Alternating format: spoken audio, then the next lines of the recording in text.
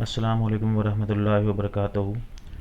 आज के लेक्चर में हम लोग रियलाइजेशन अकाउंट का मीनिंग और उसमें होने वाली जनरल एंट्रीज़ के बारे में समझेंगे। सबसे पहले इसका कॉन्सेप्ट समझ लेते हैं। When a firm is dissolved then all the accounts in the books of the firm are closed. जब एक फर्म डिसॉल्व होती है, फर्म जब बंद होती है तो उसके सारे बुक्स को भी बंद करना पड़ता है। Every account is close by some entry. कोई ना कोई एंट्री करके हर अकाउंट को बंद किया जाता है। और realisation account is open here. फिर वहाँ पर एक रियलाइजेशन अकाउंट अलग से ओपन किया जाता है। In which accounting is done for sale of assets and payment of liabilities. उस अकाउंट में जो भी आप असेट्स बेचते हो और उसके बाद लाइबिलिटीज़ का पेमेंट करते हो, उसकी एंट्रीज की जाती है। सपोज़ कोई फर्म अगर बंद होती है तो जाहिर सी बात है उसकी जो लाइबिलिटीज़ है उसका पेमेंट करना पड़ेगा। तो लाइबिलिटीज़ का पेमेंट करने के लिए जो कैश अवेलेबल है वो तो दिया जाएगा, साथ में जो भी असेट्स आपके पास रखी हुई हैं सबसे पहले आप उस असेट्स को बेचोगे। असेट्स को बेचने के बाद जो भी पैसा आएगा उस पैसे से पहले लाइबिलिटीज़ को का पेमेंट किया जाएगा। उसके बाद यदि कुछ बचता है तो पार्टनर्स आपस में बांटते हैं। ये सारे ट्रांजेक्शन्स करने के लिए एक अकाउंट बनता है, उसे रियलाइजेशन अकाउंट कहा जाता है। जब फर्म डिसॉल्व होती है तो ये सारे अकाउंट्स बनाए जाते हैं। एक पहला होता है रियलाइजेशन अकाउंट, दूसरा होता है पार्टनर्स करंट अकाउंट। यदि फिक्स कैपिटल मेथड से कर रहे हैं तो पार्टनर्स कैपिटल अकाउंट बनेगा, पार्टनर का लोन अकाउंट बनेगा और फिर लास्ट में कैश या बैंक अकाउंट बनता है। तो रियलाइजेशन अकाउंट के बारे में पहले हम समझते हैं उसका मीनिंग। Realization account.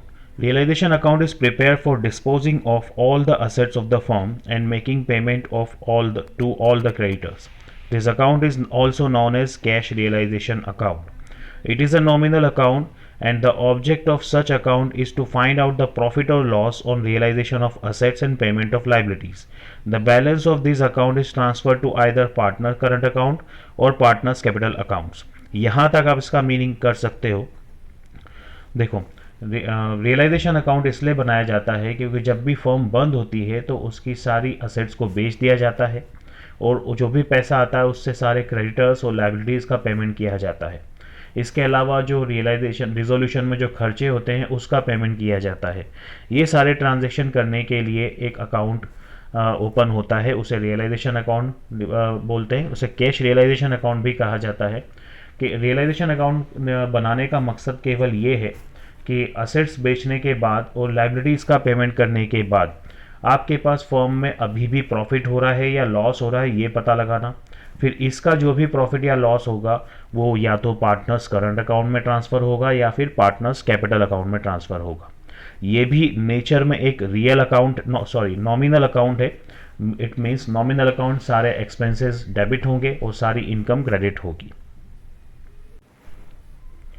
अब हम इसकी जनरल एंट्रीज देखते हैं। फॉर्मेट तो मैं बाद में बताऊंगा, पहले जनरल एंट्रीज समझ ले तो ज़्यादा बेहतर होगा। मैंने ये चीज़ कही थी कि सारे अकाउंट्स क्लोज होंगे, तो क्लोजिंग के लिए सबसे पहले असेट्स अकाउंट कैसे क्लोज होंगी वो देखते हैं। असेट जो होती है वो उसका नेचर डेबिट होता है। जब भी वो आती है तो उसे डेबिट करते हैं, लेकिन जब यहाँ पर जाएगी तो उसे क्रेडिट करेंगे।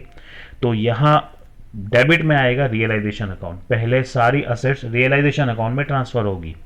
असेट्स अकाउंट ट्रांसफ़र करने का मतलब होता है असेट्स के सारे अकाउंट बंद करना, और बंद करने के लिए असेट्स अकाउंट क्रेडिट हो जाएगा। तो डेबिट आप रियलाइजेशन अकाउंट करोगे। पहली एंट्री होगी realisation account debit to assets account. सारी असेट्स यहाँ पर आएगी नाम से, कैश को छोड़कर। इसमें कुछ नोट दिया हुआ है।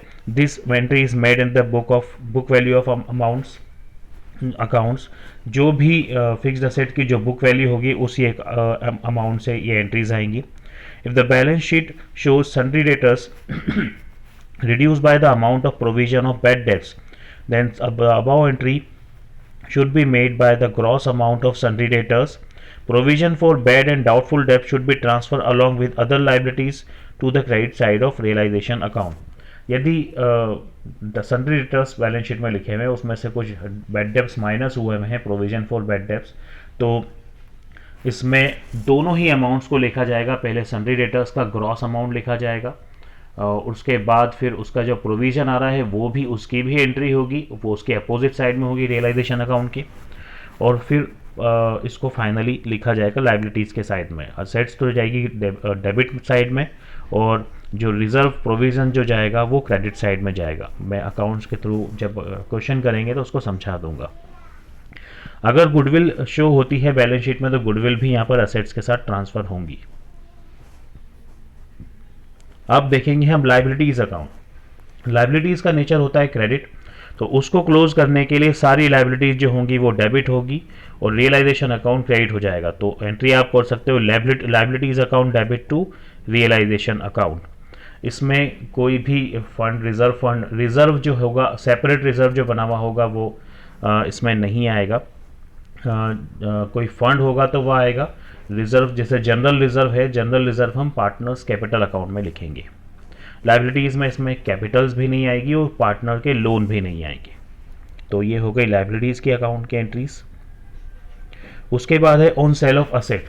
असेट अकाउंट आपने पूरा ट्रांसफर, सारी असेट जो है वो रियलाइजेशन अकाउंट में ट्रांसफ़र कर दी, सारी लाइबिलिटीज़ भी रियलाइजेशन अकाउंट में ट्रांसफ़र हो गई। अब असेट जब बिकती है तो क्या होगा, यहाँ पर सारी एंट्री, सारी असेट जो है वो रियलाइजेशन अकाउंट में ट्रांसफ़र हो गई है। तो अब असेट का नाम और लाइबिलिटीज़ का नाम नहीं आएगा, सिर्फ हम रियलाइजेशन पे फोकस करेंगे। देखो असेट जब बिकी तो कैश आता है, तो कैश अकाउंट डेबिट होगा टू रियलाइजेशन अकाउंट। उसके बाद है assets taken over by partner. ज़रूरी नहीं है कि असेट बिके, असेट किसी पार्टनर के द्वारा भी ली जा सकती है।